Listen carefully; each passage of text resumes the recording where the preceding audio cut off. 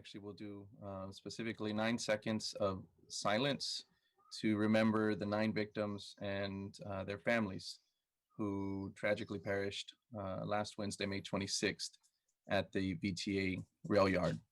Their lives were cut short by a senseless act of violence, and knowing how close the transportation community is and has been with this task force as well, I know this has impacted us all deeply.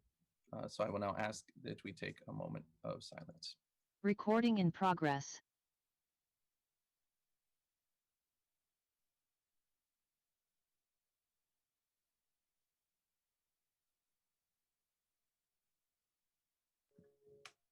Thank you very much.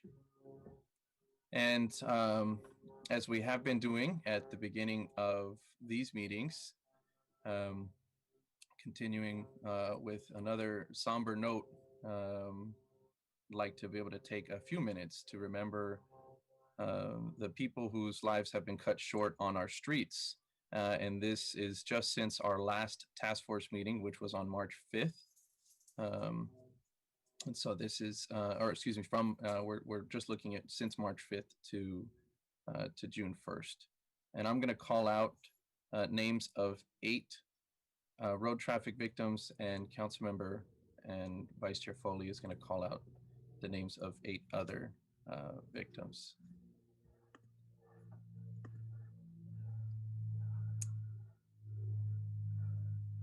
Tu Le, Richard Velasquez, a male motorist. Vanessa Arce,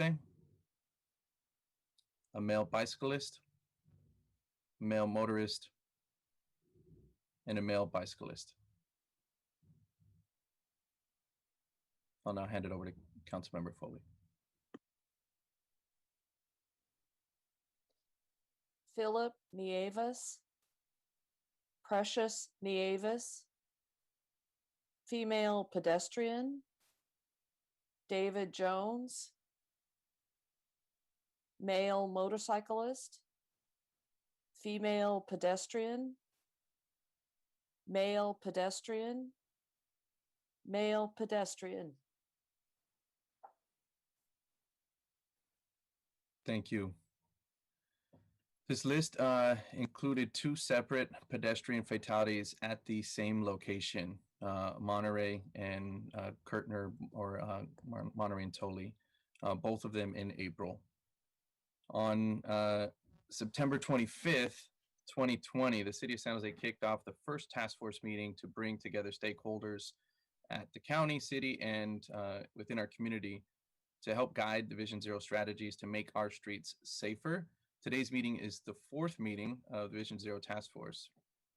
And in particular, the task force is intended to do the following: to provide quarterly traffic fatality and severe injury reports, review quarterly traffic enforcement given to the top 5 causes of fatal and severe injuries, or KSIs, to bring together decision makers from the city and county departments, and to leverage resources for a shared goal of reducing traffic fatalities, and to guide implementation of the Vision Zero action plan. Our first task force meeting was a kickoff. The second meeting's theme was outreach, and the third was about data. Today, we're going to focus on progress the Vision Zero program has been making and what the City of San Jose is working on in the second half of this year. Vision Zero is an effort to bring that brings data analysis and community outreach together to better understand of which safety projects and strategic cross-department initiatives are the most impactful at reducing crashes, severe and fatal injuries, and to prioritize safety projects and infrastructure improvements based on the data and community feedback. As part of the Vision Zero program, our San Jose Department of Transportation hired 2 consulting firms, Urban Logic, to develop a mapping analysis dashboard, and MIG to lead the Vision Zero strategic communications effort. And today we will hear from these 2 consulting firms about the projects they will be working on with the City of San Jose's Vision Zero, and both part of the Vision Zero action plan based on City Council direction in February 2020. Throughout today's meeting, I encourage you to think about how the scope of work could be improved and collaboration opportunities. And we'd love to hear that feedback as well. There will be a task force member discussion after each presentation, 15 minutes after reports and updates, where we will hear about the first quarter traffic fatality data and action plan progress. And then after each of the consultants' presentations, there will be that will be followed by an open forum for public comment at the end of our meeting. And appreciate everybody's participation again in this very important conversation. I will now do a roll call of our departments and agencies present. I'll be calling out the department or organization name, and if the representative could identify themselves by their name and title, that would be appreciated. So we have myself, Councilmember Raul Perales, and Vice Chair Pam Foley, who have already spoken. So now we'll move on to our City of San Jose Department of Transportation. Good morning, everybody. John Risto, Director of Transportation, City of San Jose. Thank you, John. And now our City of San Jose Police Department. Hi, good morning, Lieutenant Dave Anaya with the Traffic Enforcement Unit. Thank you. Welcome, Lieutenant. And our City of San Jose Fire Department. I believe we did not have an RSVP. I don't see anybody on the list here. And our City of San Jose Public Works. Are you? Good morning, everyone. Yep. Michelle Kimball, Senior Engineer with the Department of Public Works. Thank you. And our City of San Jose Parks Department. Good morning, everyone. Neil Ruffino, Assistant Director, Parks and Rec. Our City of San Jose Economic Development. Did not get an RSVP. I don't see Sal here. Okay, we'll move down. Let's see, our City of San Jose Housing Department. Good morning, Reagan Henninger, Deputy Director of the city's Housing Department. Thank you. Welcome, Reagan. And don't see here from VTA. I know obviously they were tentative as well. We have traditionally had Angelique. I don't know if there's anybody else here from VTA. I'm here, Lauren Ledbetter. Thank you, Lauren. Welcome. And from our counties, roads and airports. Hi, I'm Harry Freitas. I'm the Director of Roads and Airports. Welcome, Harry. Thank you. Yeah, we have another staff member here from, there he is, Anath. Please introduce yourself. Yeah, Anath Prasad, County Traffic Engineer. Good morning. Good morning. Thank you. Welcome, Anath. And from County Public Health. Michelle Wexler, Santa Clara County Public Health. I'm filling in for Rhonda McClinton Brown. Thank you very much for joining us. And our County Emergency Medical Services. Jackie Lowther, EMS Director, and Falco is here. Falco Shenaway, there he is. Good morning, Falco Shenaway, Nurse Coordinator. Welcome. Thank you very much for being here. And our County Medical Examiner Coroner, I don't believe we got an RSVP either. No. Hi, good morning. It's sorry. Rubius here from the Medical Examiner Coroner's Office. Welcome. Thank you very much, Josephina. County Office of Education. Good morning. I'm Dr. Marianne Dewan, County Superintendent of Schools. Welcome. Thank you. And from CalWalks. Good morning. Nikita Sinha, Walk San Jose Program Manager. Welcome. And Silicon Valley Bike Coalition. Diana Cremedy, Santa Clara County Advocate, Silicon Valley Bicycle Coalition. Welcome. Good morning. And from AARP. Good morning. This is Joe Glenn filling in for Fred Buzo, who departed AARP last month, and I'll be serving as the representative until he's replaced. Great. Thank you very much and welcome. That's the list that I had. Is there anybody that I missed that may be joining in from another department? Please feel free to jump in now.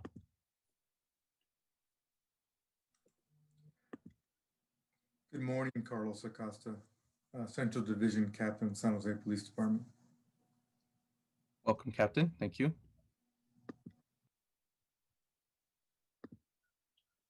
Okay. All right, so now we'll jump down to our minutes from the last meeting. The meeting minutes of the third Vision Zero Task Force meeting that was on March 5th were posted on the Vision Zero website.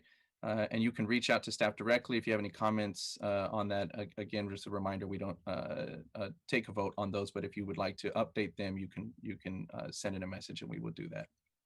Just a couple of housekeeping items. As you should have already noticed, this meeting will be recorded and posted like the others. Panelists have been muted by default since we have a large group. Please click on the raise hand function in your toolbar to be called on, and then you can mute and unmute yourself accordingly.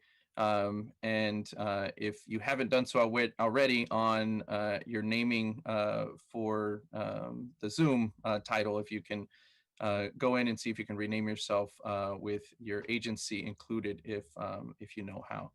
And attendees will have an opportunity to publicly comment during the open forum. This is due to the large number of panelists that we have and certainly a limited time. And speaking of limited time, we certainly try to do our best to stay on the prescribed times within the agenda. Again, open forum will be at the end of the meeting. And if you do intend to speak during today's open forum, you can raise your hand. You can do so now if you'd like to get in the queue. If you're on the phone, you can dial or press *9. And that'll help us to gauge how much time we may need at the end there and how much time we can give every individual speaker. Okay, now we'll move down to item 2 on the agenda, reports and updates. And we have Jesse Mintz-Roth, who's going to give us some updates on the Vision Zero key metrics. Updates on the Vision Zero action plan, priority action areas will follow, also presented by Jesse Mintz-Roth, as well as Vu Dao from the Department of Transportation and our Lieutenant Dave Anaya from San Jose PD. And then we will go to a task force member discussion following those presentations. Welcome. Thank you for your introduction, Council Member. I'm going to begin with our reports and updates, and I am Jesse Mintz-Roth. I'm the Vision Zero Program Manager at the San Jose Department of Transportation. Beginning with a few slides that we brought to City Council in May about our 2020 Vision Zero update, which is the reporting on our traffic fatality data for 2020. Many of you may already know that in 2020, San Jose's traffic fatalities went down 18% from 60 in 2019 to 49 in 2020. 2020 was a very unusual year, and so we were interested to benchmark that against other Vision Zero cities to see what their numbers were like. And so you can see here that in the context of California, which is shaded a light orange color, that our fatalities in the state went up about 5%. And if you look at other Vision Zero cities, Los Angeles went down a small amount, San Francisco was the same, and a number of Vision Zero cities went up. So it's interesting context as we learn more about the nature of 2020 in terms of data. When we talk about Vision Zero data, it's always important to make the really important point that these aren't just numbers on the page, that these are the lives lost of our family and friends and neighbors here in the city. And so as I talk about this, I think about that a lot, but so I just want to then say, as I mentioned in 2020, we went down a little bit after in the last 10 years, the traffic fatality numbers had doubled with a peak in 2015 and 2019. And that is the context of bringing this Vision Zero multi-department collaboration initiative to this audience. To begin to talk about our crashes and injuries in 2021, we developed these slides last year, particularly as 2020 was looking different from the previous years of 2015 to 2019. In each of these meetings, we are looking to report on the previous quarter. So the dates are generally, in this case, it would be January 1 to May 31. However, we did have the data for April in time to do this for injuries. So you can see When we're looking at early 2021, we're comparing pandemic recovery to early 2020 when the pandemic hadn't really started yet. So in 2021, our cumulative injury numbers by month are slightly below 2020.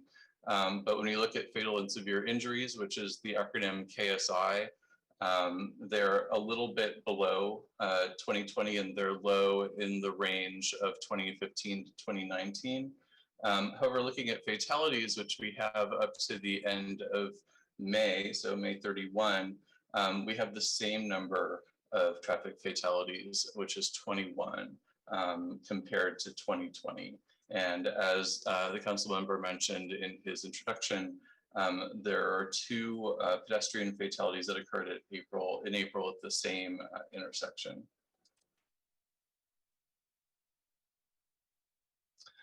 And we were called upon in these task forces meetings to, give more information about the list of traffic fatalities that happened, particularly in the interim between each meeting.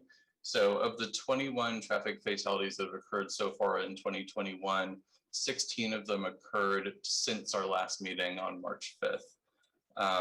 One crash was a double fatality that was on April 26th at the Lawrence Expressway and Middy Way. And so of the 16, 6 of them are people killed while walking, 4 of them are motor vehicle occupants, 4 of them are cyclists, and 2 of them are motorcyclists. We've mentioned the intersection of Monterey and Kirtner/Tully a number of times because of those 2 fatalities, and it's going to be included in a walk audit location that we're going to be conducting later this month. It'll be on June 24th, and it'll be centered on Kirtner Avenue, including that intersection. But we'll discuss it a little bit more in a few slides. In the Vision Zero Action Plan update section, we're going to be presenting on the progress that we've made since passing the action plan in February 2020. And so these are the 6 priority action areas, and I'm going to go into them in more detail in the next few slides. The first section is to build robust data analytics tools. One of the great things that we were able to do recently is hire a new staff member to perform data analysis, and she's been very instrumental since joining us in November. Another is that we have brought on Urban Logic, who a company that is building us a data analytics dashboard, and they are going to present later in this meeting, so we're excited to hear from them. Another is this image, which many of you have seen in earlier presentations, which is our near-miss pilot at 3 intersections. This image, it shows the one that has the most pedestrian activity of the 3, which is Meridian and West San Carlos. The 4th that we mentioned here is our cloud-based radar speed signs. That includes 7 that have been retrofitted with new software able to talk to the cloud, and 4 that are entirely new and have some more complex data analytics possibilities. The second area of creating the Vision Zero task force, which we're now in the 4th meeting. Here we also have the dates of the next 2 meetings, which will be in September and December. And the information to join those meetings will be available shortly on our website, visionzerosj.org, and as well in the future on the city's registrar site, which this was also listed on. The third area is to strategize traffic enforcement. And for this slide, I'm going to hand the mic over to Lieutenant Anaya from the police department. All right, thank you, Jesse, and good morning, everyone. One of the things that we look at the police department is we want to look at the best strategy, again, for our enforcement model and how we detail out where we're going to deploy and how we're going to deploy our officers. So what we have here is a chart in regards to enforcement data from 2019, 2020, and 2021. So just to give you kind of an overview on what we do and how we do it, we look at our Vision Zero hotspots, and we also look at crime analysis unit data, and we go over that data on a monthly basis. And then each week we look at that data a little bit more closely, and we decide how we're going to deploy our officers for the best bang for your buck, if you will, and where they're going to work in the city. So my traffic enforcement unit, we will disseminate that data with the sergeants each week in our briefing, and we give that information out to officers. And then we look at our deployment and we discuss the best practices in our deployment model. We do deploy equitably throughout the entire city. So meaning that we look at each division and the problematic areas in each division, and we will deploy into a particular division each day. So every part of the city gets an equal look and or equal enforcement by our traffic enforcement team. So one of the things that we have done within our traffic enforcement unit, before I go into the data, to give you an idea, is we have increased our staffing. Just as recently as last week, I received another sergeant to our enforcement team, and the month prior, I received a new officer to our traffic enforcement team. Now, these are in addition to the officers that I had prior. So we are now up to a total of 2 enforcement sergeants and 12 enforcement officers in the traffic enforcement unit. Still a very, very low number for a city our size for enforcement.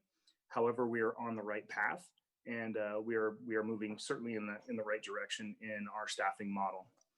So to take a quick look at the stats, and as Jesse mentioned earlier, 2020 is a very unique year, and it was very unique in the numbers, and it was very unique in the way we deployed our officers. So I'll start with 2019. If we look at Q1, we had 2,189 citations written. Q2, if you go to the right, is 3,223. Q3 was 1,871, and Q4 was 3,308. Now, if you look at previous years, or we go into the next year with the pandemic, Q1, we had a normal year, which in the enforcement model, we looked at, okay, we wrote 2,394 citations, but then as you look over to Q2, our citation numbers depleted significantly down to 251. And what we did is we changed to more of so much of an enforcement and citation model into a lot more of an education model, and where we were still in the Vision Zero hotspots, we were still in those corridors, we were still responding to the same data from our crime analysis unit, but we started issuing warnings a lot more, and we were educating the public, and we were only really issuing citations in the very egregious type violations where we absolutely had to, and the officers were not able to get through to the violator during the stop. And so we transitioned that, and you can see by those numbers where we started tracking warnings. So if you look at Q2, we were at 251 citations, but our warnings went up to 2,100 warnings. Warnings weren't something we have tracked in the past, but we're starting to track those now since the pandemic, and we're going to continue to do that over time. So we have an accurate reflection as to what we're doing exactly in the streets and how many stops we are making with these violators. So, and then you move on to Q3 in 2020, 414 citations, 476 warnings. And then Q4, 843 and 896. And where you see a big disparity and a big drop off in those Q3 and Q4 numbers, we have to look at what we were doing as a unit. And we get deployed for all major events in the city. So any sort of protest or civil unrest, any other special operations, major events that are in the city. So what happens is the traffic enforcement unit gets deployed to other things, their mission gets taken away a little bit from the traffic enforcement portion. So some of those numbers do reflect that, as you can see in 2020 and the latter part of 2020, based on what was just happening nationwide and within the city of San Jose.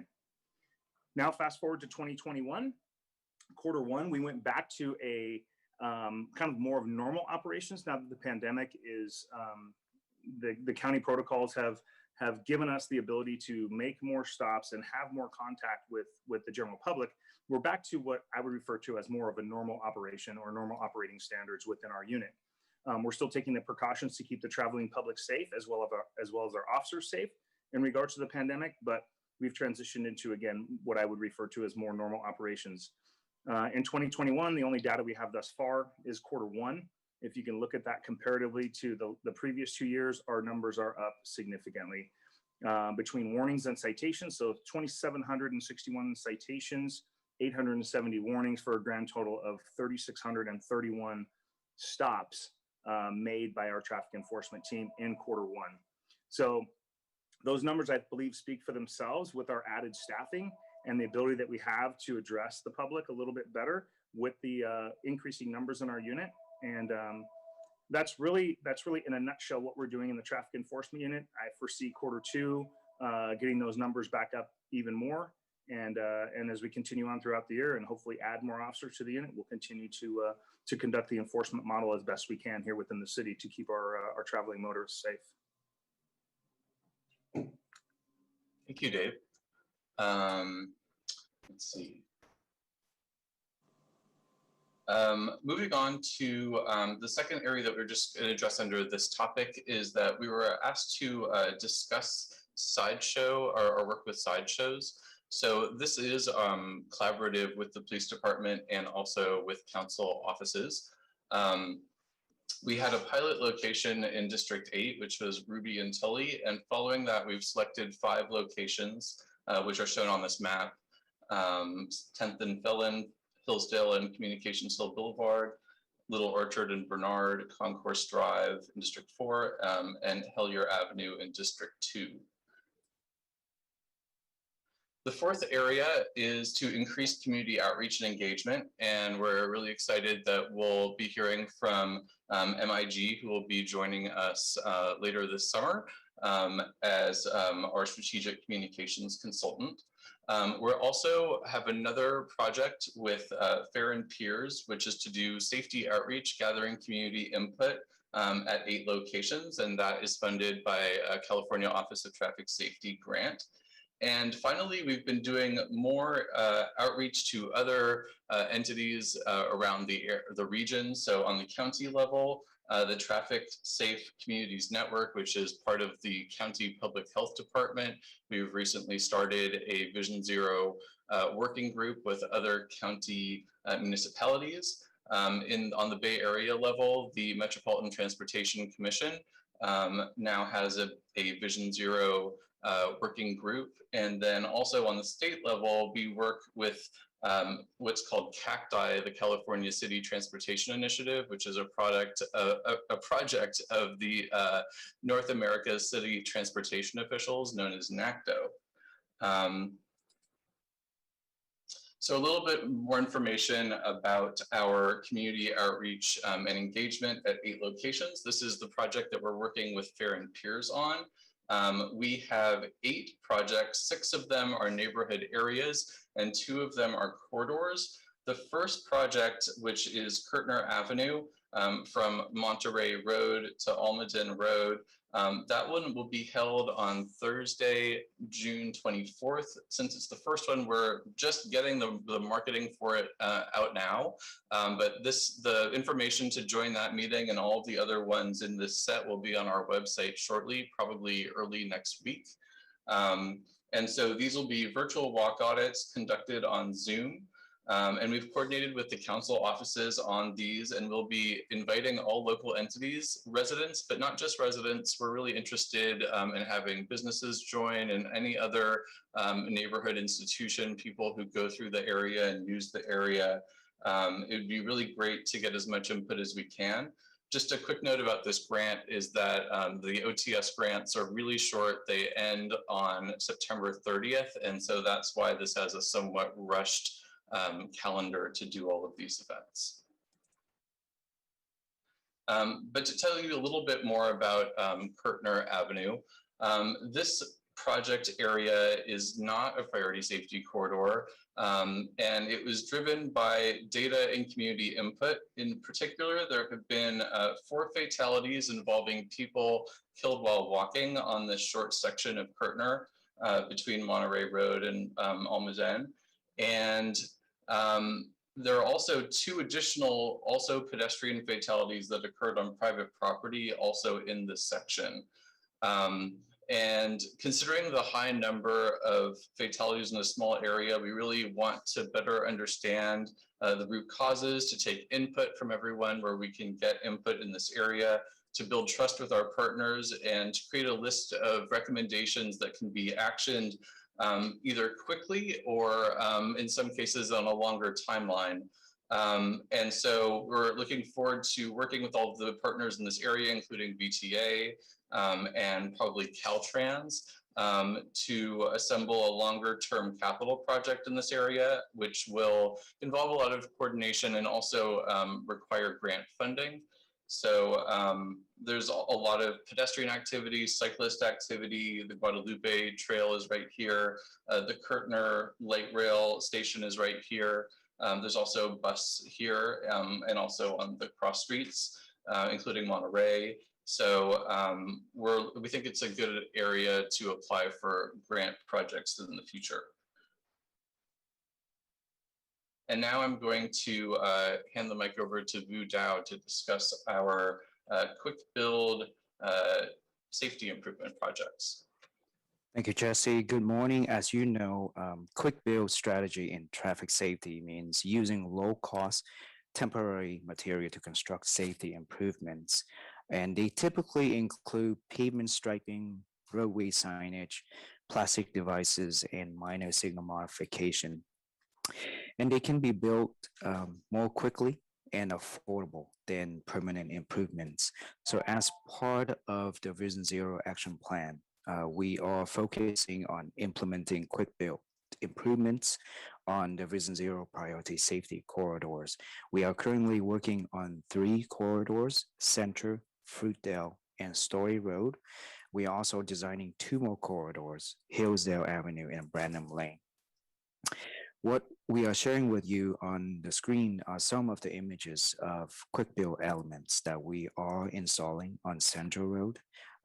To the left of the image, as you can see, these elements include high visibility crosswalk to clearly delineate the spacing for pedestrians. We install intersection curb extension or bulb outs using striping and plastic delineators, as you can see in the 2 center images, to tighten up the corner and slowing down turning movements and enhance visibility for pedestrian and minimize their exposure time to traffic.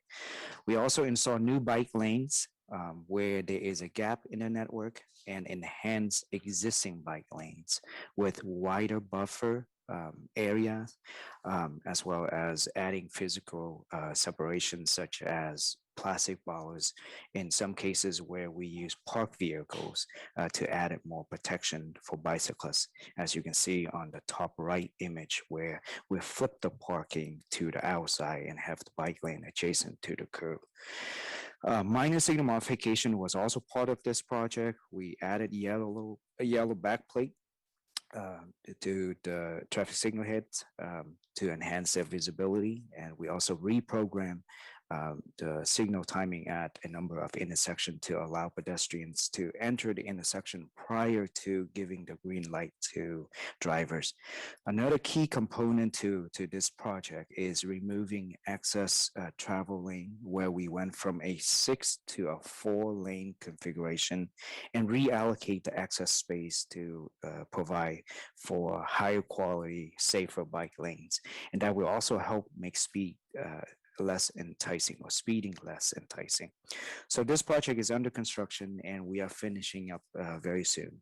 In summary, this is a quick highlight of one of the things that we are doing in an effort to make our streets safer for our roadway user, whether they choose to walk, bike, take transit, or drive.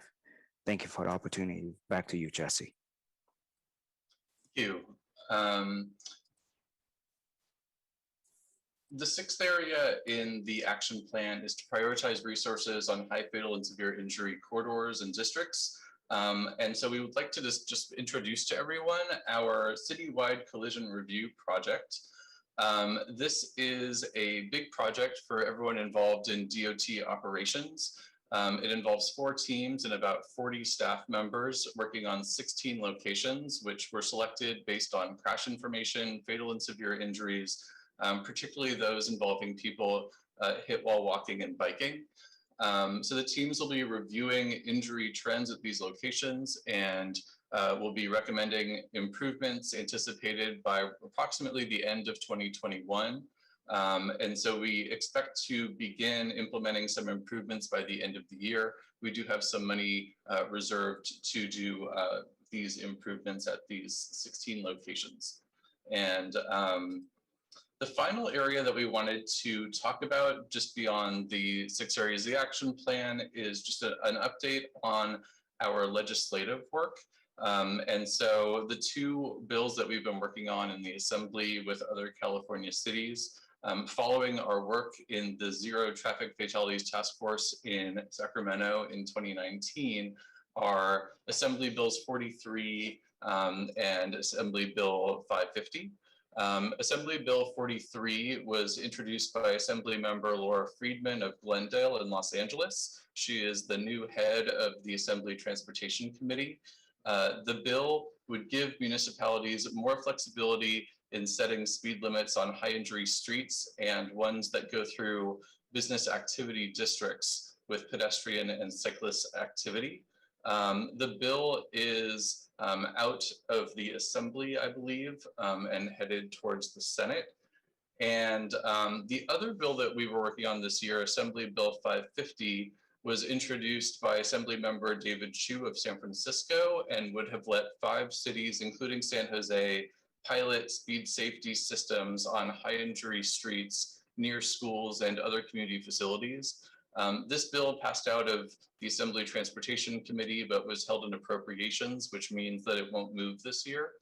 And this bill follows another bill that we also worked on in 2017, also with Assembly Member Chu, called AB 342, that would have let San Francisco and San Jose pilot speed safety systems.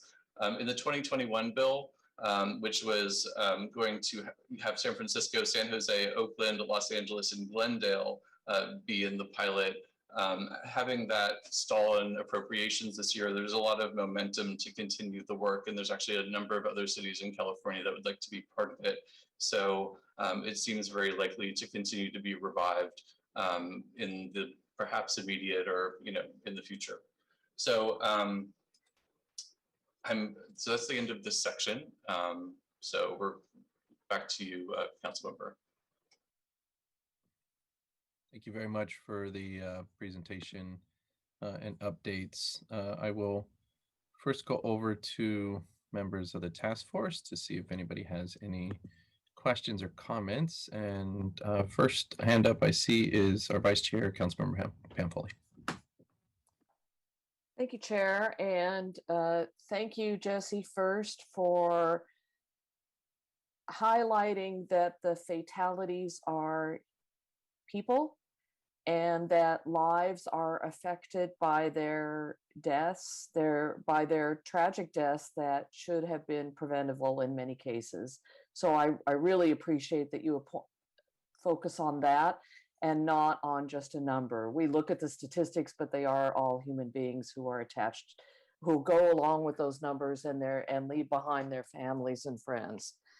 I do have a couple of questions. I'm really getting concerned, and this is for the lieutenant.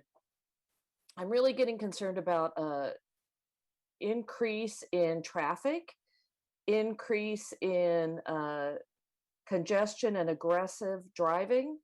So I'm wondering how I see the numbers are going up from warnings and citations for the first quarter, which is not surprising given that people are back out and driving. I noticed the roads are a lot more congested, but I'm concerned about pedestrians. I'm concerned about bike safety in some of our corridors and aggressive driving behavior. So how do you have in your warnings and citations, do you have a list of the things that, like the top 5 things that you're issuing citations or warnings for?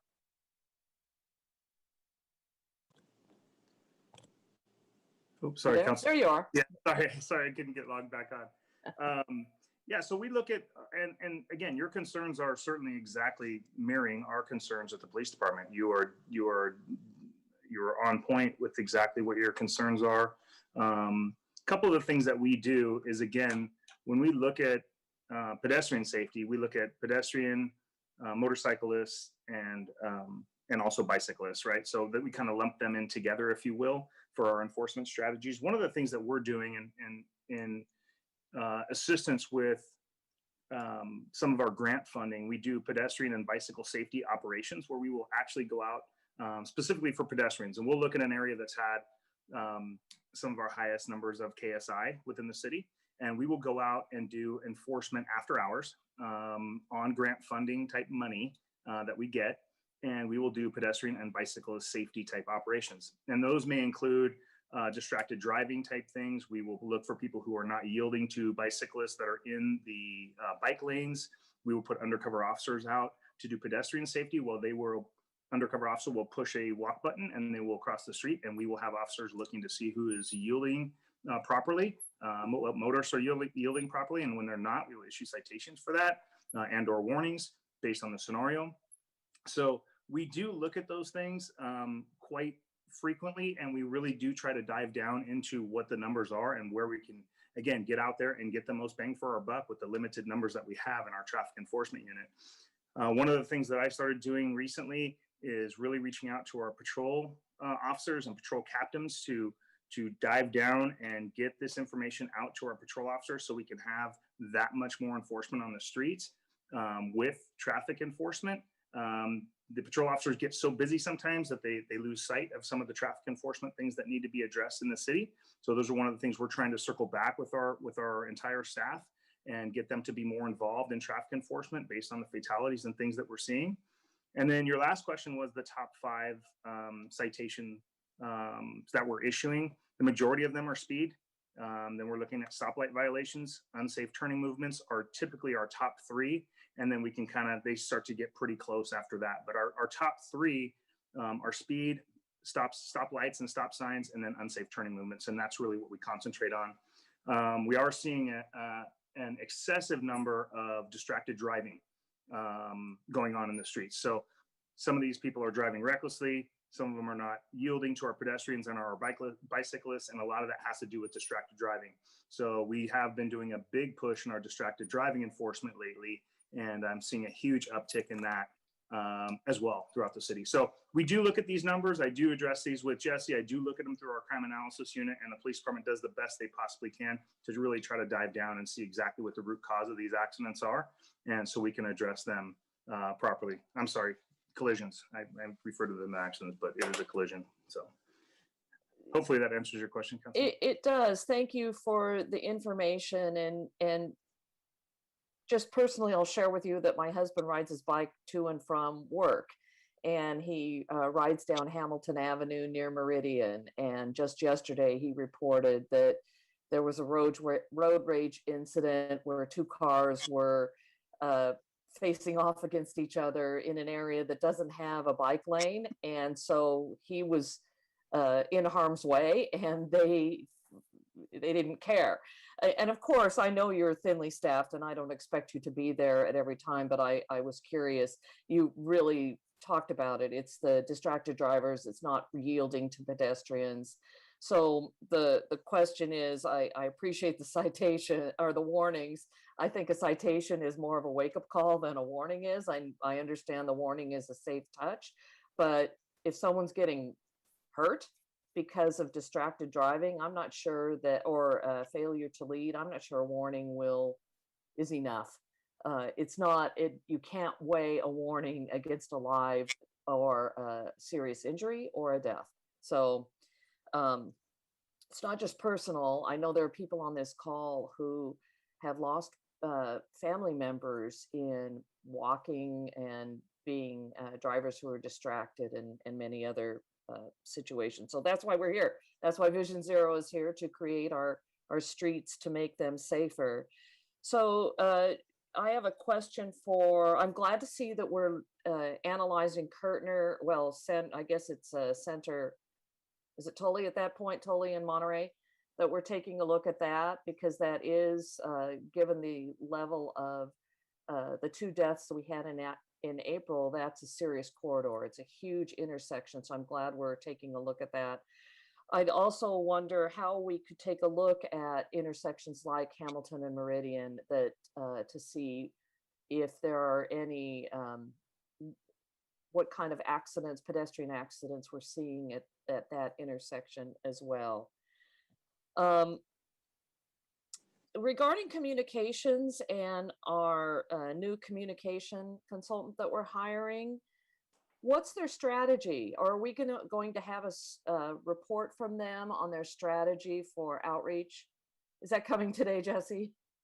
Okay. Yes, in a few minutes. All right, I'll save my questions for that. I guess that's it. I think that's all the questions I have for now, Chair. Thank you. Thank you. Next is Nikita. Thank you, Councilman Perales. I just had a couple comments and a couple questions. I'm really excited to see the collision review and hear more about that. And I'm looking forward to hearing more about that moving forward. That's something that some of the Families for Safe Streets members in San Jose have been asking for a couple years now as a rapid response team. And so just really excited to see that DOT taking that up. One of my questions is I'm looking for a little bit more information on the walk audits. I would love to be able to share that out with our network and the communities who live in those areas so that they're able to participate. And then the other question I had, Vu, thank you so much for that update on Center. It's really exciting to see some of those improvements. I'm kind of curious about how DOT is going to approach measuring. I know this is a long-term process, but measuring safety in the before and the after of implementation, and measuring the success of that project. If you have anything you can share there. Thank you, Nikita. And Jesse, please feel free to jump in anytime. I know that you're also working with another team in our department and looking at post study. But thank you, Nikita, for your question. We are working on a standard operating procedure on how to evaluate quick build project as well as other capital improvement projects that we have in our city. So post study is one of the things that we will be looking into as part of our project, whether looking at crash data, getting survey feedback from the communities, doing field observation, collecting data. Those are some of the things that we consider looking into to evaluate the effectiveness of our projects. Yes, yeah, just basically we are working on a process to evaluate the success of our street redesign projects, and we have, I believe we're doing a study of the Downtown Better Bikeways project first. It's sort of underway and we don't have the results of that yet, but considering that project was built in 2018, it has two phases, but the earlier set has a significant amount of after data.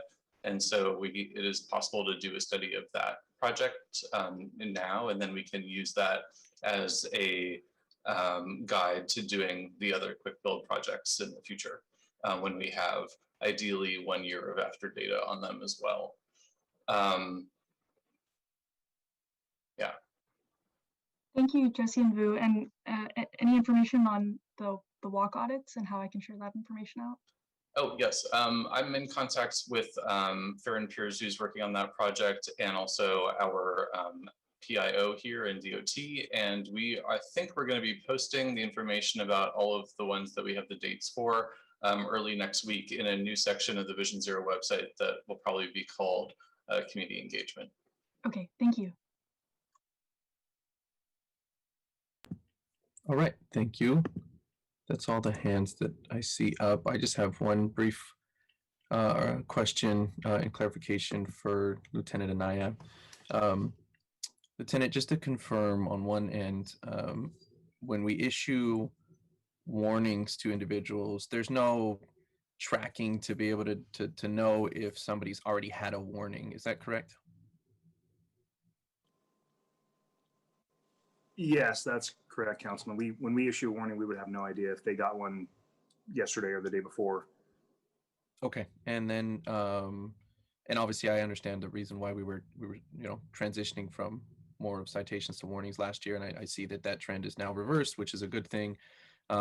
Certainly, I would echo what Councilmember Foley was stating, and we know that, and I know that the traffic enforcement unit officers know that as well. The question is, that data that you presented, is that only from TEU, traffic enforcement unit, or is that from all patrol officers as well on citations and warnings?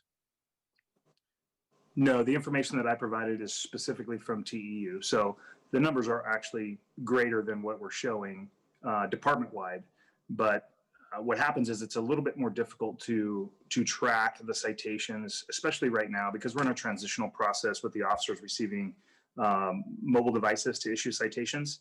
So we're transitioning away from that paper citation or that old school way of writing a citation, and now they're doing it on either a tablet or on a cell phone. So it's a little difficult to track right now what we're doing through patrol. I have been looking into that. Matter of fact, as recently as this week, to start looking at numbers that patrol is doing in as far as citations go. And that was one of the things I had reached out to our command staff in the patrol division to start working on, getting patrol officers to get out and about and start writing more citations. So those numbers are significantly greater, I'm sure, because of the patrol impact as well.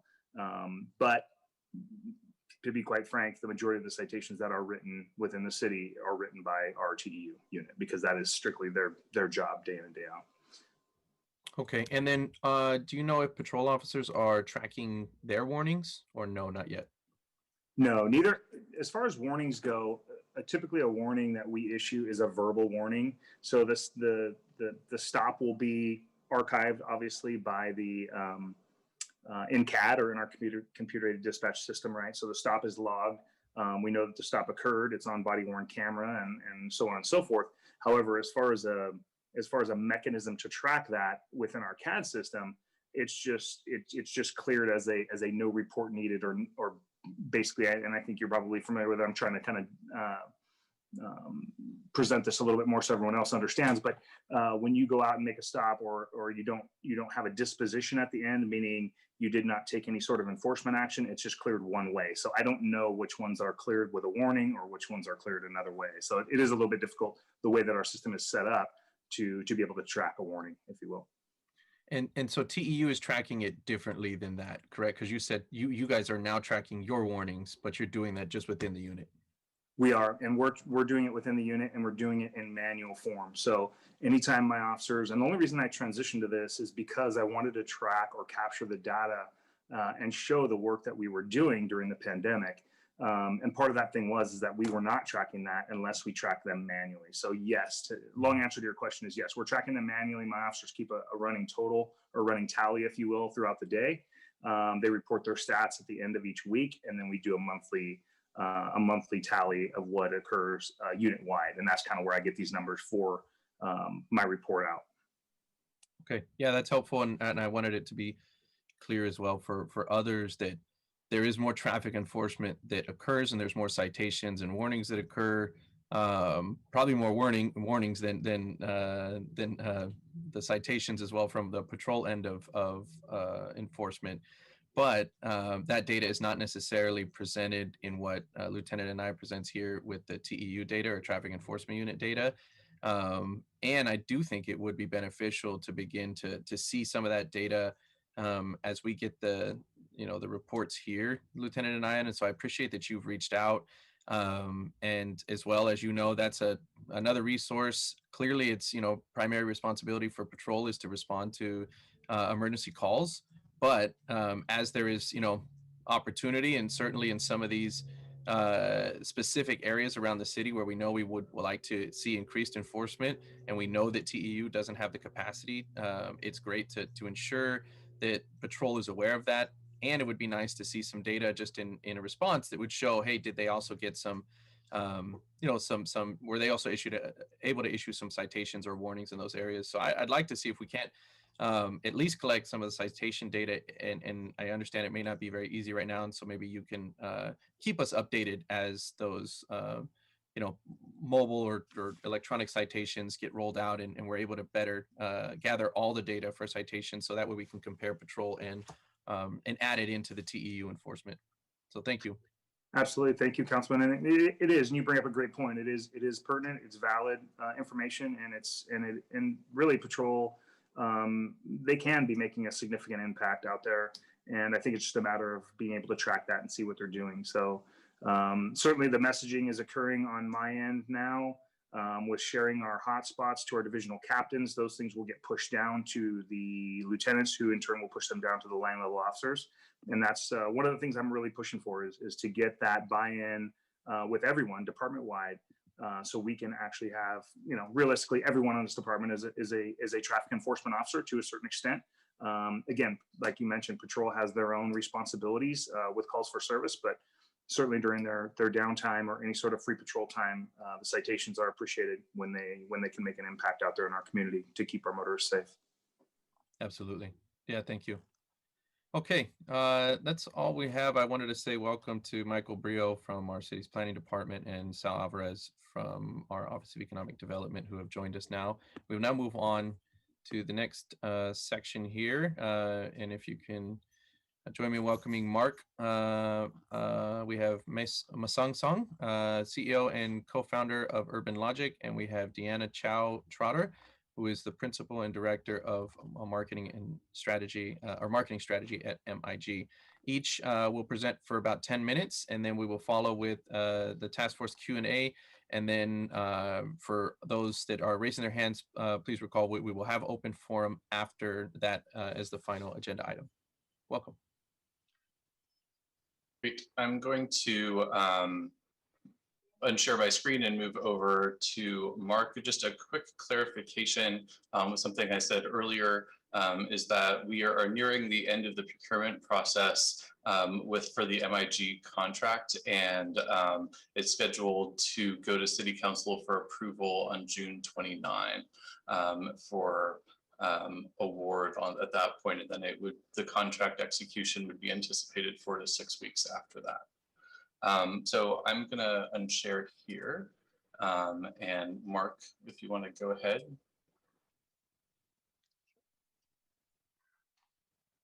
Good morning, everyone, and thank you for taking the time and inviting us to present some of the work we've been doing with the San Jose Vision Zero team.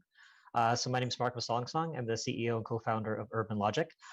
We started the company back in 2016 with the goal of helping public servants harness the power of data and data science to build better communities.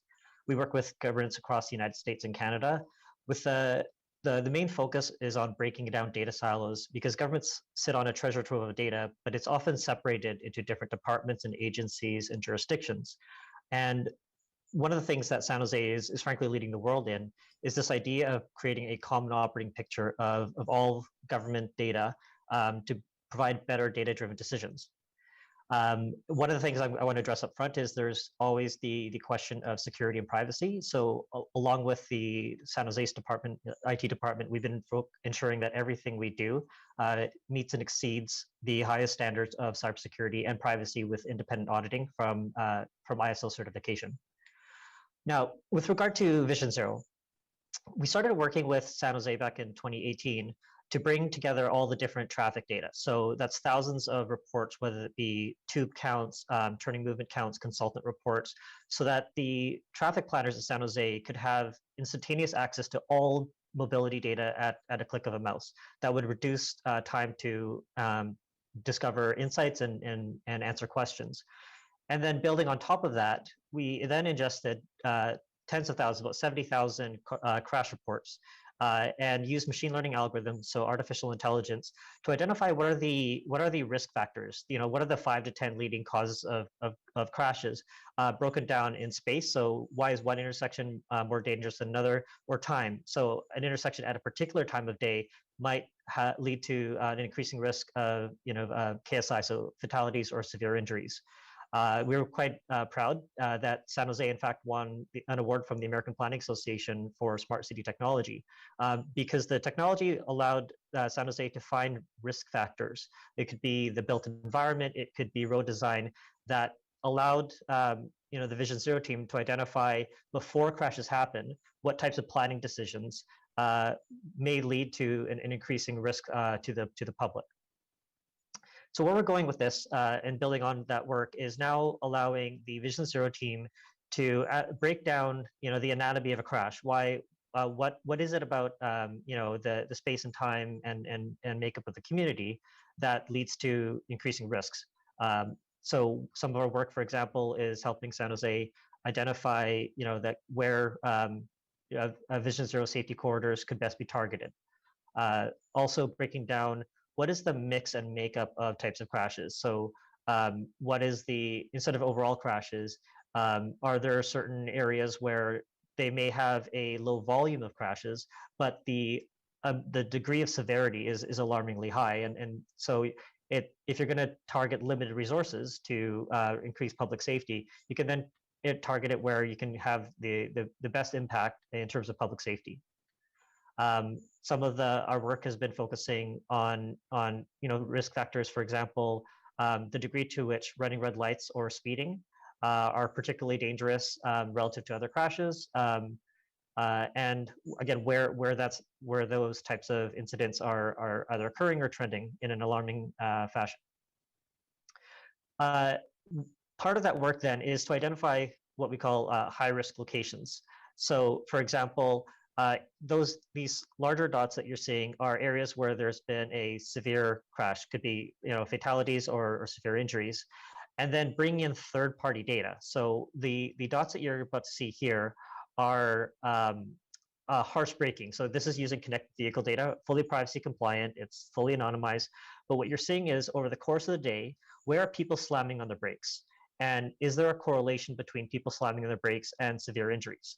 Now, what's exciting about this is we're starting to find areas where you see a correlation between harsh braking activity and high severity crash locations. Now, what we're looking for is, are there areas where you're starting to see harsh braking activity, but you do not see yet a high volume of crashes or severe crashes? And the hope here is that if we're finding areas where, based on driving behavior, this is a risky location, but it hasn't yet been identified as an area of focus because we don't yet have crashes, that might be because there's just not a lot of cars driving there. But if you build an apartment building there, you increase the business density, then that's an area that data would lead you to believe that those types of infill developments will actually lead to increase pedestrian fatalities and severe injuries. So the goal here that I think we're quite focused on is, if you can predict crashes, then you can prevent tragedies. One of the things Council Member Foley was talking about was the need to focus on pedestrian safety. So one of the ways that you can do multi-layered analyses here is, what we're looking at here is identifying where there's been severe pedestrian collisions in proximity to bus stops that are at uncontrolled intersections. So the ability to combine a number of factors and identify where you might have areas where you could focus on, again, we're not the public policy experts, so we'd leave that to the Vision Zero team, but at least we can micro-target it. These are areas where perhaps if you were to do road calming or put an intersection, you can increase pedestrian safety, because these are specific areas where the combination of factors leads to this being an area where we're seeing a disproportionate amount of pedestrian incidents. And then finally, once you identify like that area of interest, it also allows you to see, what is it about the makeup of there? Is it the mix of demographics of who lives there, or the mix of businesses? So is it the particular density or mix of businesses along a bus route that's leading to people that are, whether it's jaywalking or what have you? And you can then even pull up the mix of businesses and identify what is it about the nature of the built community that's making that area dangerous. Finally, one of the areas that's been emphasized to us by the San Jose team is the importance of equity. So one of the things we're looking at is not just where an event is happening or where pedestrian incidents are happening, but where are those people coming from? So again, using fully privacy compliant anonymized data, one of the things we're saying is, for example, if we notice a particular bus location or intersection is very dangerous, are people coming from a particular neighborhood or community group? That way we're ensuring that if you're making investments in public safety, it's done with the lens of ensuring that it's impacting perhaps communities that are being disproportionately affected by safety incidents. And then in closing, one of the things that we're working with San Jose is actually now ingesting even different types of data. So computer vision data. There's a number of pilots that the San Jose IT team is working to bring in, for example, computer vision, so that in addition to the volume of vehicles, the crash reports, et cetera, we can also start to ingest behavior of pedestrians or cyclists, et cetera. So we can add those types of data layers into the analyses. And in closing, I'd like to thank Jesse, Vu, Vince, and Lily, and the entire Vision Zero team at San Jose. They've been a pleasure to work with. And as mentioned, we get to work with communities across North America. And I think it's safe to say that San Jose's Vision Zero team is really leading the world in the focus on equitable public safety. So thank you so much for your time, and happy to turn it over. Thank you very much. And before we move on to Deanna and MIG's presentation, we are going to allow some time for our task force members to ask any questions of Mark here based on his presentation. And Mark, I know you flew through that. There was a lot of data there. Appreciate the level of complexity and really all the different data points that you're looking at to help us as we have to make very important decisions on the policy standpoint.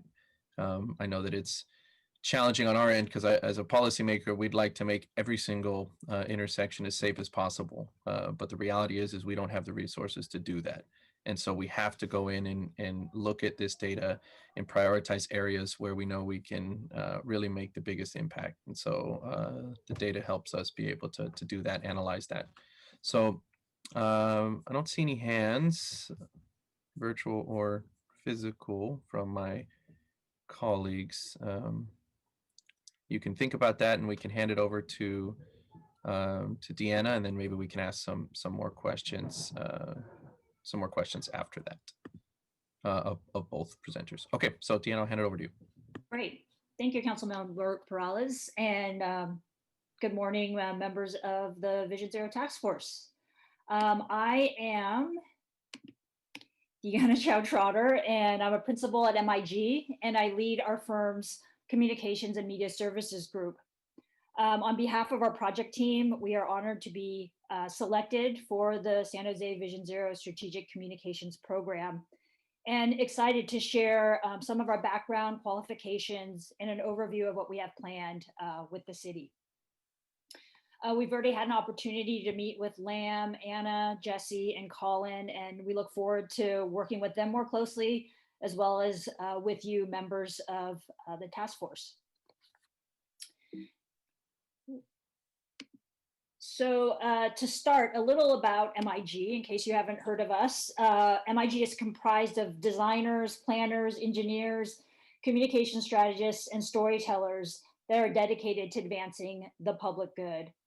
Our firm started about 40 years ago with the focus on city and urban planning, and since then we've deepened and broadened our practice areas to better serve and partner with countless public agencies to help them achieve their organization and program goals. One of the disciplines in the MIG ecosystem, the one I'm most fond of, is communications. Our communications practice is established in 1995, and we are a full-service in-house marketing firm. We provide strategic communications, branding, creative development and design, earned, paid, and social media strategies, as well as web development and community outreach.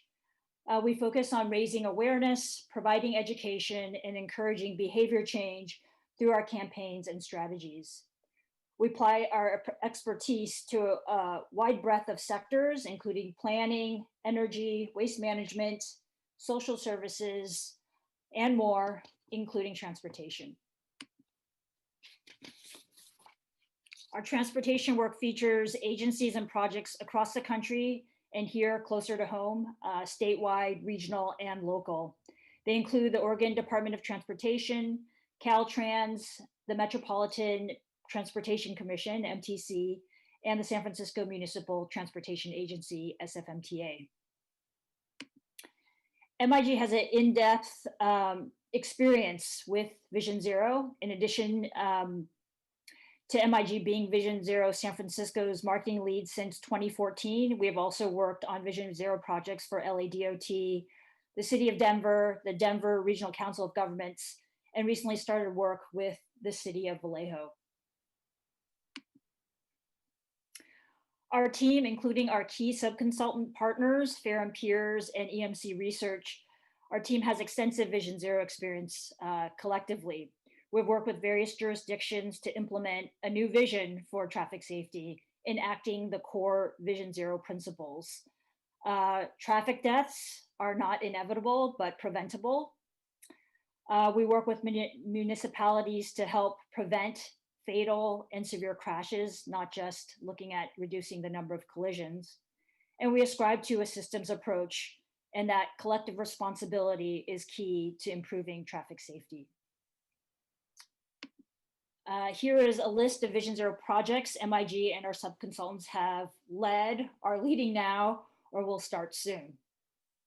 In addition, members of our team have worked on highly relevant San Jose transportation projects, such as the Downtown Transportation Plan, Story Keys Complete Streets, pedestrian safety and bicycle plan surveys, as well as a distracted driving campaign and county-wide bicycle plan for Santa Clara County. As I mentioned earlier, MIG has been partnering with SFMTA as its Vision Zero communications and education lead. Over the 6 years or so of working together, we have created and executed a portfolio of campaigns for the Vision Zero program. And it now consists of nearly a dozen distinct campaigns, all aligned with established brand for consistency. Some focus on building issue awareness, while others, and a majority of them, focus on promoting behavior change for specific traffic safety issues. So from this table, you can see how each campaign effort has included a unique combination of city agency partnerships and media distribution channels. And here is a colorful collage of images from our various Vision Zero San Francisco campaigns and our education work. Up in the corner here are safe spot posters and outreach that we did around engineering education. Recently, we launched this and just completed this Safer Left Turns campaign. And we've done this award-winning Safe Speeds campaign here more on the right. And then some frames from our motorcycle safety video, as well as our Driving in Today's SF engineering education video series. And of course, San Francisco is not San Jose. And I share a quick overview of our San Francisco work as a backdrop for our San Jose Vision Zero approach and plans. There are three key principles to MIG's approach to Vision Zero communications. First, all of Vision Zero and Mark's work with Urban Logics is super exciting. We believe in a data-driven approach, that decisions shouldn't be arbitrary or solely based on gut feeling, but data directs and confirms decisions. We have included research, data gathering and analysis to understand top crash factors, patterns among high injury corridors, attitudinal research, and audience profiles to inform our work. Our work is most successful when it's a combination of brains and beauty. Our behavior change, or as behavior change communicators, we strive to lead with humility and understand that communications campaigns alone will not create lasting, meaningful, or sustainable change. Studies have repeatedly shown that integrating communications with traffic engineering, law enforcement, and/or traffic policy efforts make the greatest impact in increasing street and traffic safety. We want to collaborate. We're excited to collaborate and create integrated campaigns. We not only want to see the city's investment go as far as possible, but want to contribute to preventing significant reductions or for preventing fatal and severe crashes. reducing significant severe injuries and deaths. And last but not least, behavior change messaging must go deeper. Simple directives like slow down don't normally work. More often than not, Vision Zero target audiences are already aware of what the safe or safer thing to do is, and they're just not doing it. Our team prides itself in developing messages that address audience assumptions and motivations by challenging them. And from the big picture of our key principles to something more tangible, an overview of what we have planned with you. With a 2-year timeline in mind, we've outlined a 4-phase project. We start with phase 1 with a goal of developing a communications platform for San Jose Vision Zero. This will include upfront research to inform the communications plan and development of the San Jose Vision Zero brand identity. After establishing the communications foundation for San Jose Vision Zero, we will focus on developing the strategy for the first campaign of the San Jose Vision Zero portfolio. And we'll do this by reviewing findings from the research conducted in phase 1, working with the city to select a specific issue the campaign will feature, whether that's turning, speeding. It could be something more specific in a particular neighborhood or community. I think the data will allow us to figure out what the best choice is, what to prioritize. And once that issue is selected, we'll conduct a series of focus groups to further understand constituent attitudes, habits, and motivations associated with the issue.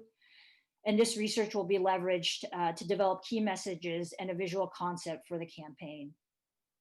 Once the messaging and visual concept are established in phase 2, phase 3 will focus on the work of multiplying the campaign across a myriad of communications touch points. These are likely to include campaign landing pages in multiple languages so that every campaign component will go and direct people to a landing page for information. Digital out of home and newspaper ads, radio spots, social media posts, shareable videos, as well as community outreach with associated collateral materials.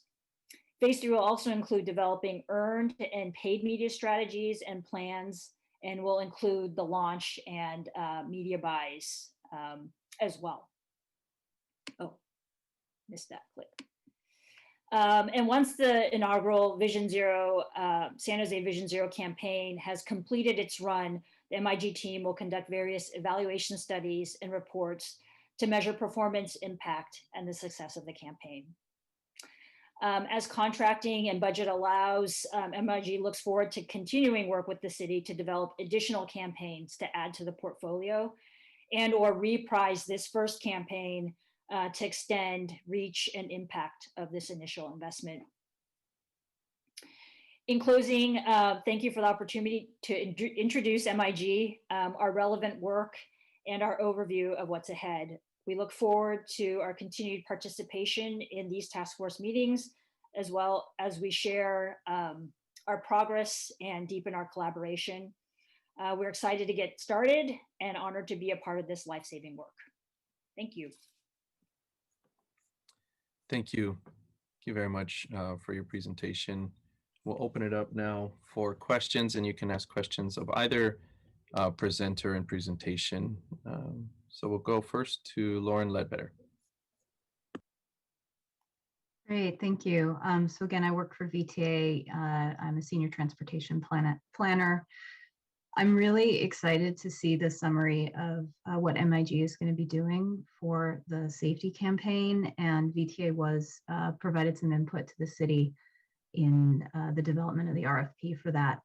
I'm wondering if either Deanna or Jesse, you could speak to ways in which the work that MIG is going to be doing, particularly in the very beginning when they're starting to do the branding and the messaging, how you might be able to develop that and allow not just city staff, but also VTA and other agencies throughout the county to at least know what's going on, maybe provide some input, because I see a real opportunity for taking what happens in San Jose and expanding it to the rest of the county. And I think for that to happen successfully, you will need to have some input from other agencies early on in the process.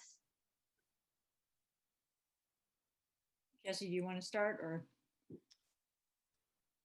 Yeah, I guess we are definitely interested in working with other cities in the county. Both through the working group on the county level and also directly. At this point, it's we haven't figured out all of the ways in which we'll do it, but we're very open to that collaboration. And even something that were just done on the San Jose level, if it were done on some of the assets that, for example, VTA assets, they would be going into other parts of the county on their own. And so I think it's really important to work with other municipalities in the county.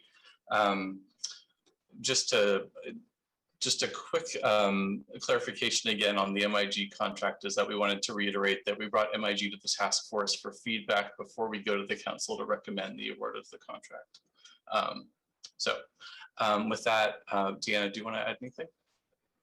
No, I think we've already had some conversations about how our campaign work can be used and shared across municipalities within San Jose and Santa Clara County. I think that by developing a brand that is consistent across all materials, and even as we share it with municipalities, will bring elevated and coherent sense of messaging. And I think that's a great opportunity. And we'd love to see this work go forward in a way that makes an impact in even broader and deeper ways. Thank you. Yeah, thank you. Thank you. Yeah, good question. Now we'll go to Councilmember Foley. Thank you. I just have a couple of quick questions. Deanna, thank you for your presentation, and I look forward to the proposal as it comes forward, your messaging, and the various phases as we move forward. Two questions. How long will it take to get to the to move through the phases to implementation? Yeah, that's a great question. Thank you, Councilmember Foley.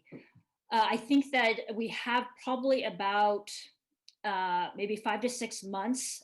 We want to start with the market research study, and what we have prepared through our consultant EMC research is a quantitative baseline that is address-based. And so it requires a lot of mailing and then postcards are returned, and then people can either go online to answer a survey or they can call a number, and there are multiple languages in which they can respond.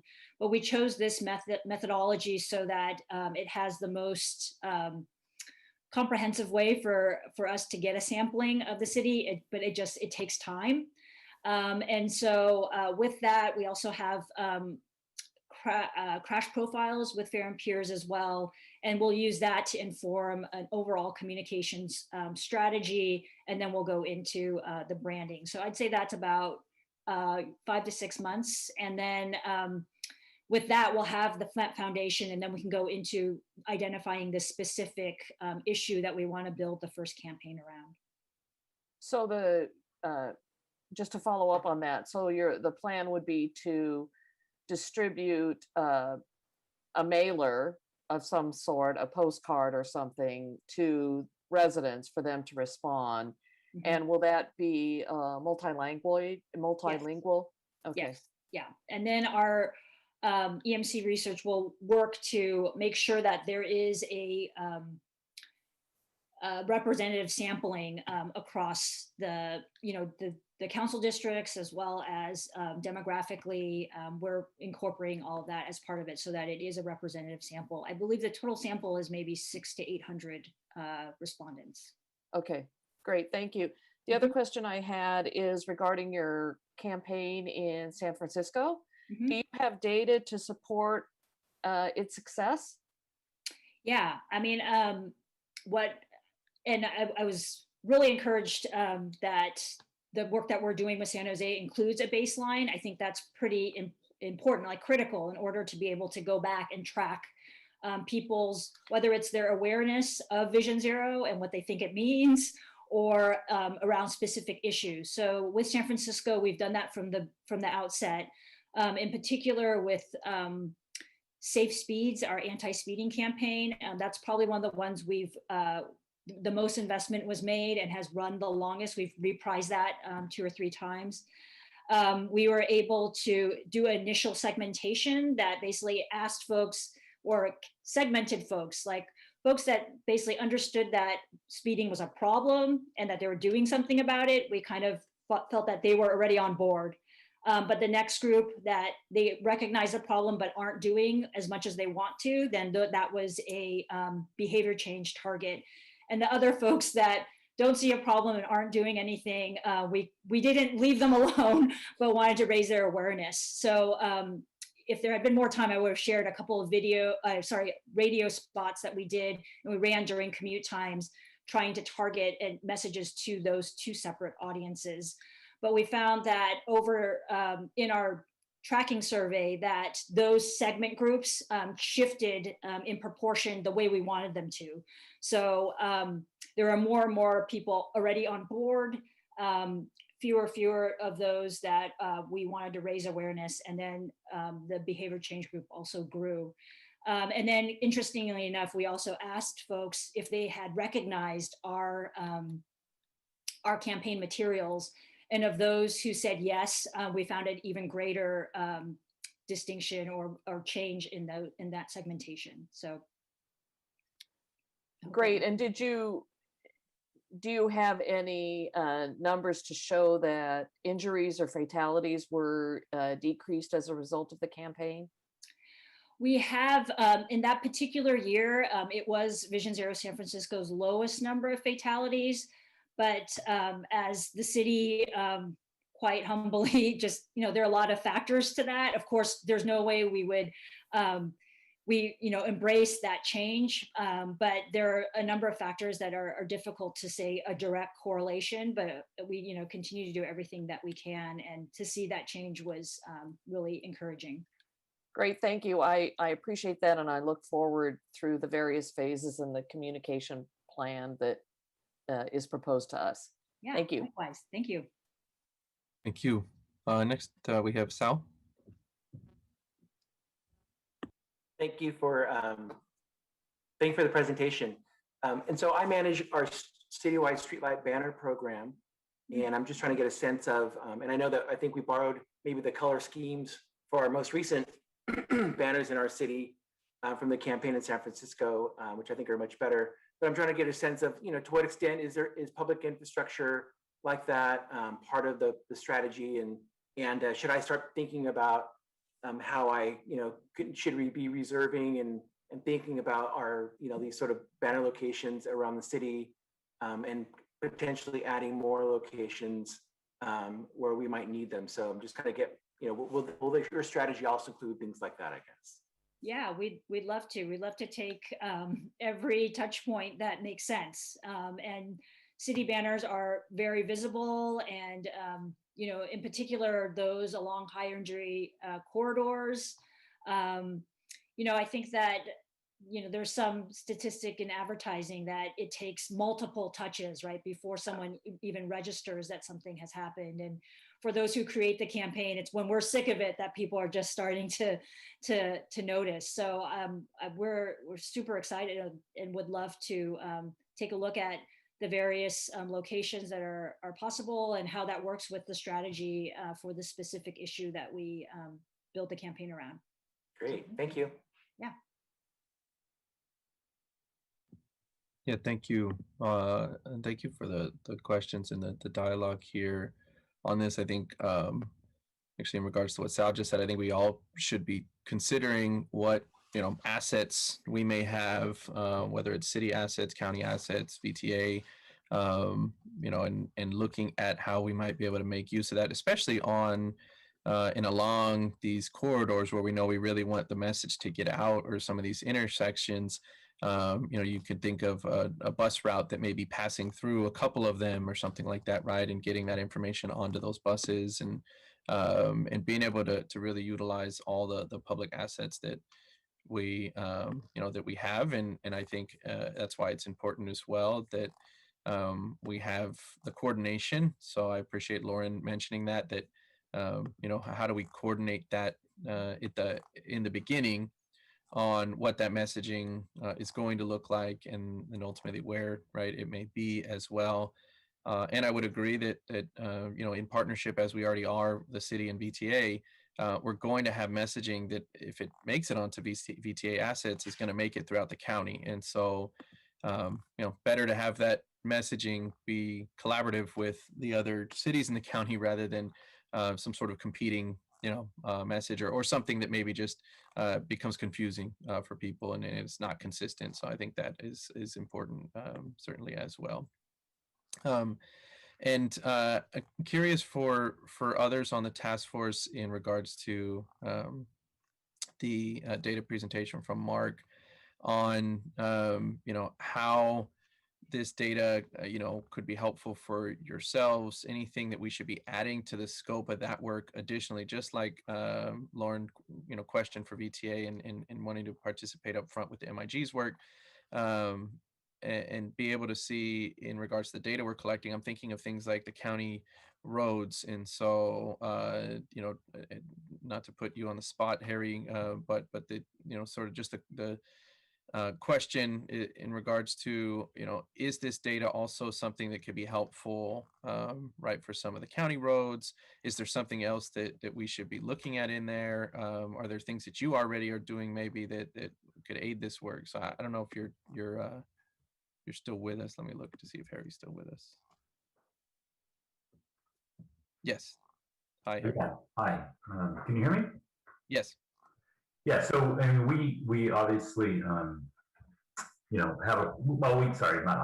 we have a fairly robust traffic engineering staff, and the county has a variety of roads, just for the folks listening in, that including some very high-speed roads that are identified on your priority network, particularly Capital, coming through San Jose.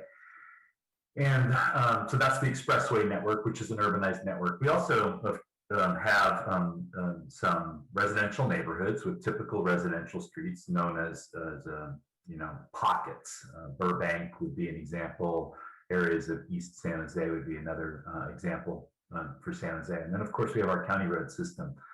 Anath Prasad is our traffic engineer, and we have quite a bit of data, including quite a bit of volume data, a fair amount of speed data. And we also have a pretty robust tracking system with for our crash data and our collision data. Now, I'd like Anath, if he is still on, to maybe talk a little bit about that. But I want to point out one fact that perhaps folks don't know, and there's some complications associated with it. We talk about the 3 E's, and certainly we do a lot of engineering and we install a lot of devices. Currently, we don't have an education program, but we certainly are very open to figuring out a way that we can work together on that, particularly on those expressways. But then on the enforcement side, a lot of folks don't know that the sheriff does not do traffic enforcement on county roads. That is by state law the responsibility of the CHP. And on a particular case, which would be a good example of Sierra Road, which we recently worked jointly with San Jose on, and that's a foothill road that there's been a lot of speeding and racing on in the east side. And we had to coordinate really with 3 law enforcement agencies, and San Jose PD was, of course, there with us the whole time. But San Jose PD, county sheriff, for some of the law breaking that was going on there that wasn't traffic related, and then of course the CHP doing the enforcement. So I just wanted to share that so everybody kind of understands that piece. If there's anything in particular that you'd like us to address, we work with your traffic engineers and your Department of Transportation on data sharing. But we're open to maybe elaborating on that, you know, and helping in any way that you could see fit. Yeah, thank you. And I know you said, I don't know if you wanted Anath. I don't know. I do see that he's still on. I don't know if he's with us. Let's see if Anath is, yeah, he's there. Anath, do you have anything that you'd like to add to what I just maybe went on a little too long on? Sorry. Thank you, Harry. I think, you know, you're right. You know, we do work with City of San Jose Traffic Engineering Department and on many roadway infrastructure where we have joint jurisdiction. The case that you brought up about Capitol and Almaden are the two expressways that are completely within City of San Jose. So the enforcement on that expressway is actually done by San Jose PD. CHP takes care of all of the enforcement outside of the expressway network. That'll be on the unincorporated roadways. So we have a system called Crossroads where we are collecting all the collisions because we work with various departments because the county roads go into many different jurisdictions in the city, in the county. So we have to work with several police departments. And then, so one of the databases that we are using currently is Crossroads, where it's collecting all the data from SWITers and also directly from police departments within the county. And we're also trying to get data from City of San Jose. We're waiting for the San Jose PD to upgrade their database. So that'll help us get the data directly and much faster. So I'll leave it at that. If there's any other question, I'll be happy to answer. I guess I'd add one more thing. We do get the opportunity because our roads interface with all the cities in Santa Clara County. We do have the opportunity to work with all the police departments generally in Santa Clara County. Some of the landlocked cities, for instance, like Campbell, less so, right? But certainly the cities that go around the periphery that interface with our roads, we work with all those police departments. So very much with Morgan Hill and Gilroy, of course with San Jose, but then going around the corner into Milpitas or going along the other side in the hill cities with Los Gatos and Saratoga and all those interfaces. You know, some cities use different practices than the SJPD. For instance, some are issuing citations in a paper form and using, you know, instead of just using a warning and keeping track of it by hand, they issue the actual citation as a warning, so it ends up in a database. There's just a lot of different techniques, and I think that there's a lot of learning to be done by looking at what's going on in the other cities. I mean, certainly I know that San Jose is focused on its roads, but of course we do see it from a county perspective, and we have fatalities, you know, all over the county. Certainly, you know, we're just absolutely just so upset with what happened on Lawrence. It personally really affected. Excuse me, at Mitty, Lawrence and Mitty was just a really terrible one that really really haunted us for a while. We're still trying to, you know, get to the bottom of that one. So anyway, rambling on a little bit here. Let's leave it at that. Okay, thank you. Yeah, I think if anything too, what I wanted to try to just see, and this goes to anybody, you know, both yourself, Harry, your team, and BTA, and even the other city departments, on just, you know, ensuring that we are looking at the right data, or if there's anything that we should be, you know, analyzing differently, that's going to help us, you know, as you look at what, you know, that the Urban Logic team is doing. Please, you know, don't hesitate to let us know. And then as we begin to incorporate the messaging, just ensuring everybody is thinking about what assets, what areas, and how we collaborate on that. I think that that's going to be important as we roll out this campaign. Okay. You know, I misspoke on one thing. Excuse me, Chair, if you would give me one more moment to just mention one thing. I said that education was something that we don't have a contract for, but I'm actually not speaking. I just realized I wasn't speaking correctly in that the county public health department actually handles a lot of education for us, and they have been receiving grant funds, regional grant funds for their education program. And so I'm really not as familiar with it as I should, but the county does have that component. So let me just remind myself and everybody here that roads doesn't represent, all those different aspects. The county's so large, so public health is involved in that. Okay, that's helpful. Maybe that's obviously, helpful as we begin those conversations and include the right people as we build up that messaging. Okay, thank you. I don't see any other hands raised from task force members. So thank you to both presenters on that, and certainly looking forward to the opportunity. I recognize as well, thank you, Jesse, for reminding us that we don't yet have the contract, and part of this was about getting that input beforehand. I don't think there'll be much contention though from the recommendation coming forward, at least not from myself. And so I look forward to seeing that at council and then being able to move forward with the work.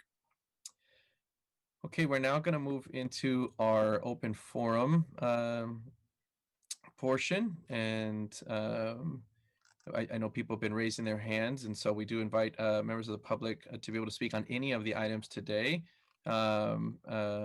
And for those that have not participated with us, you can use the raise hand function on Zoom, or if you're dialing in, you can press *9. That'll raise your hand, and then when we call on you, you press *6 to unmute.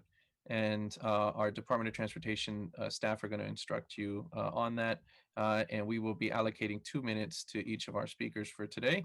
And I will ask our panelists that we don't respond, at least not until we've gone through all the speakers, so that all of our speakers have an opportunity to speak. So I'll now turn it over to Anna from DOT to open up public forum. Thank you, Councilmember Perales. Give me a second to set it up here. So if you have any question or comment, please use the raise hand button on your toolbar if you are joining us via Zoom, or press *9 on your phone if you are calling in. Our first speaker for today is Gina. Gina, if you can unmute yourself. Okay, can you hear me? Yes. Yes, okay. Well, good morning. This is Gina LeBlanc. I'm Kyle LeBlanc's mom and a member of San Francisco Bay Area Families for Safe Streets. And as many of you know, my 18-year-old son Kyle was killed as a pedestrian on Kirtner Avenue and 87 near the light rail station in 2016. I just wanted to say, as a bereaved mother, it means a lot to me that you are humanizing the data points and acknowledging the traffic fatalities at the beginning of each meeting. And I feel it really sets up the focus for the important work of Vision Zero. When Kyle was little, I attended IEP meetings for him at the school. He had Asperger's, high-functioning autism, and since these meetings tended to get sidetracked with contentious issues, I used to put a photo of him in the center of the table for everyone to see the real reason and focus for our meeting. By remembering those lost, you're setting these precious human beings in the center of the table. Thank you for doing that. I also want to thank you for looking at Kirtner Avenue. I believe changes here will really save lives and save other mothers the kind of pain I live with every day. I recently received a letter from United States Congresswoman Anna Eshoo. I wrote to her about Kyle and about the importance of safer streets. She pointed out that the Transportation Alternatives Program, or TAP, within the Department of Transportation provides grants to state and local governments to fund the construction of cycling and pedestrian infrastructure. You're probably already aware of this, but I just wanted to bring it up just in case you didn't know. And one question I have for Jesse Mintz-Roth is on the list of community meetings coming up regarding walk audits. You have listed Moreland School in District 1. This is my area, my kid's school district. And I'm wondering which Moreland School you're talking about there, which streets. So I'm interested to know more about that. That's my comment. And I just want to thank you for focusing on safety and saving lives. Thank you. Thank you very much, Gina. And Jesse, I'll ask you to answer that after we finish the public comment. And next up is call-in user 2.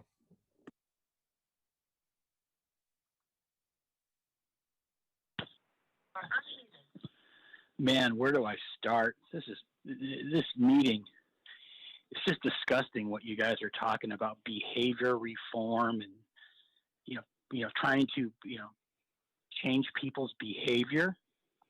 It sounds like a re-education camp, except it's a re-education city now. one of the policemen was talking about how you're a violator if you break a traffic law. You know what a violator to me is? Someone who smashes in your window to get into your house. That's a violator. Someone who commits an infraction, that's not a violator. And this is the kind of language that you're using. It's Orwellian, really. This guy's on a mission to have vision zero. You know what my vision zero is? My vision zero is zero TEU, because we don't need TEU. We need to defund the TEU and take that money and put it into overnight patrols with all the home break-ins and the car thefts that are up 52%. But meanwhile, in my neighborhood at Bryan and Cherry, you got a guy on a brand new BMW motorcycle sitting on a sidewalk behind a bush waiting for someone to roll through a stop sign between 8 and 5. That's not a violator or a violation. I'm sorry. There's nobody around. But you know what happens when there's 17 people on my street trying to pull door handles at 3 o'clock in the morning? That guy's nowhere to be found because he works 8 to 5 being a revenue for this disgusting city. And you should all look at each other and be ashamed at yourselves at what you're doing. You guys are revenuers. This is gold bricking. It's got nothing to do with safety at all. Your city tried to put in speed cameras and were denied by the state of California. Thank God, the only thing they've done decently in the last 10 years. You guys want control. You want everyone to wear a mask. You want people to drive. Thank you very much. And next up is Rosalinda Aguilar.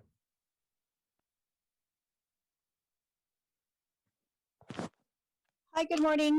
Good morning, Vision Zero community members. I hope you can hear me. I Yes, might we have can. okay, thank you. I might have missed the first few minutes of the call, but I noticed that the list that you identified as the high accident corridors were mostly business centers, business center areas, and they were like Monterey and Kirtner, Tully and Kirtner, Alum Rock and White, etc. I grew up in San Jose. I'm familiar with like 95% of them. I'm just curious if there is a parallel area of corridors that you've identified that are considered residential. And so I have a request. I believe the Guadalupe, Washington neighborhood, which I am the president of the neighborhood association, has been accepted to some part of this program, which I'm really excited about.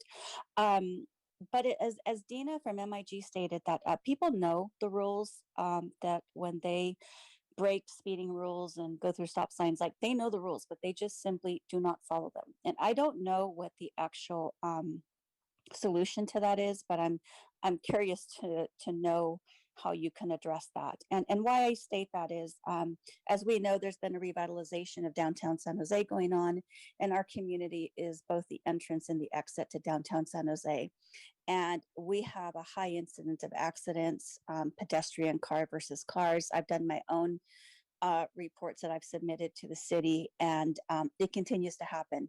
But the majority of the people that are the offenders do not live in my community. So when you talk about safety instruction to our community members, it's not necessarily going to work, because these are people, our community has become a through community to downtown San Jose. It's not even a through street, but a through community. And I think that you really need to consider looking at our community and how you can make it safer for its residents. Thank you. Thank you, Rosalinda. And next up is Molly McLeod. Good morning. My name is Molly McLeod. Gina, I want to offer my condolences to you on Kyle's death. I am a bereaved mother as well. My son Jeremiah died in 2018. One of the things that I'm going to raise is a difference between San Francisco and San Jose, is that San Francisco, the city county, has an Office of Disability, and the city of San Jose is not. It's one of the top 20 US populations, but it's last. There are only 2 that don't have an Office of Disability or a division or a department. And that lack of focus shows up in a number of ways. I didn't hear it spoken to with regards to the contracts, MIG and Unique Logic. And so I'm wondering whether or not that was part of the RFQ process to ask what is the expertise around ableism and around access, including communication access, since this is going to involve a communication campaign. Like Gina, my son had an invisible disability. I also attended individualized education meetings. And so that's on the forefront of my mind as well. Although there are people who have visible mobilities, for example, using wheelchairs and walkers. And then there's other folks that have cognitive or other types of needs. What expertise does MIG and Unique Logic bring? When I did a cursory look at their websites, I didn't see much reference. And in fact, when I checked using WebAIM, there are a number of access failures. So friends of mine who would be using screen readers wouldn't be able to gain information because there's missing alt text. Those types of things are important for social media campaigns and others. So I'd ask for the city of San Jose, how are you building up your internal resources, and for your consultants, in what ways are you holding them accountable to bring this expertise? Thank you. Thank you, Molly. Okay, and we have, I believe it's Gita Dev.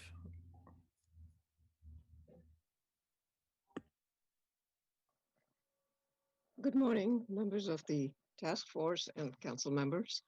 I'm Gita Dev. I am part of the Sierra Club, and we have been extremely enthusiastic about San Jose's Vision Zero program moving forward. Listening to it today, I'm afraid I was late for it because I was at another meeting on just this issue. But I did join at 10 o'clock. The point that I would like to make is that I realize we're at the very beginning of the campaign, and I hope that Sierra Club members will be included in the task force. I'm not quite sure who to contact to make sure that that does happen, but would appreciate being able to do that.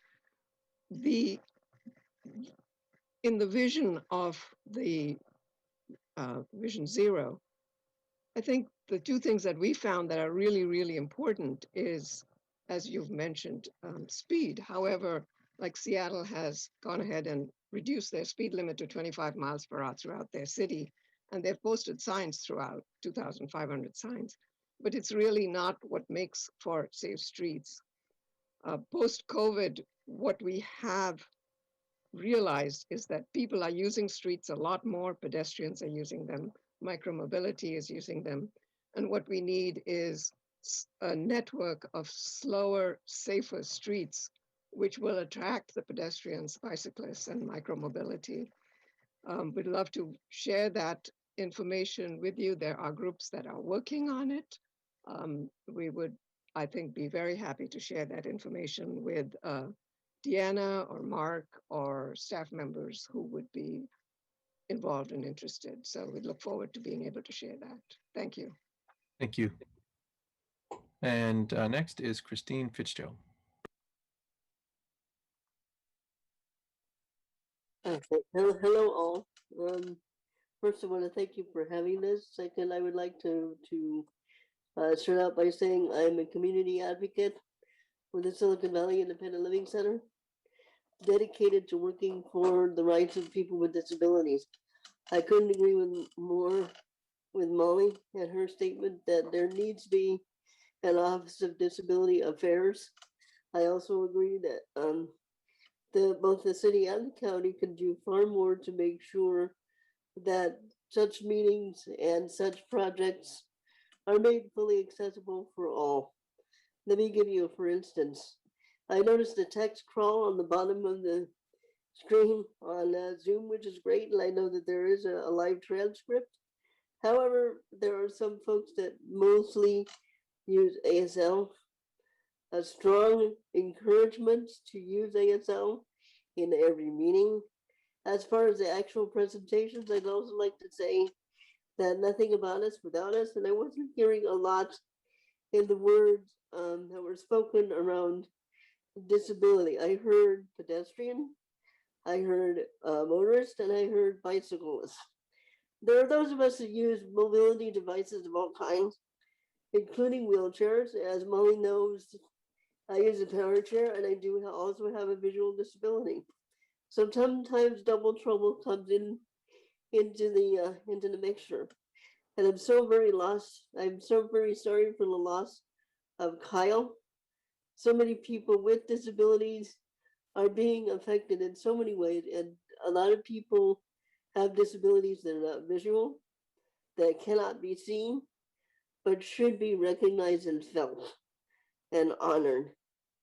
Thank you. Thank you. And our last speaker is Chris. I believe it's Giangreco.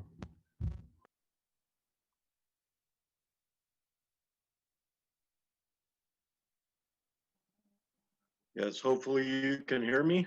Yes, we can hear you. My name is Chris Giangreco. I'm the Traffic and Transportation Liaison for the Winchester Orchard Neighborhood Association. We've worked with many people in the DOT in the years past. I wanted to take this opportunity to point out to the task force a serious pedestrian safety problem that we've got in our neighborhood. Is one of the most concerning pedestrian safety problems in our neighborhood at the corner of Rosewood Avenue, which is my street, and Stevens Creek Boulevard. We have a condition which is the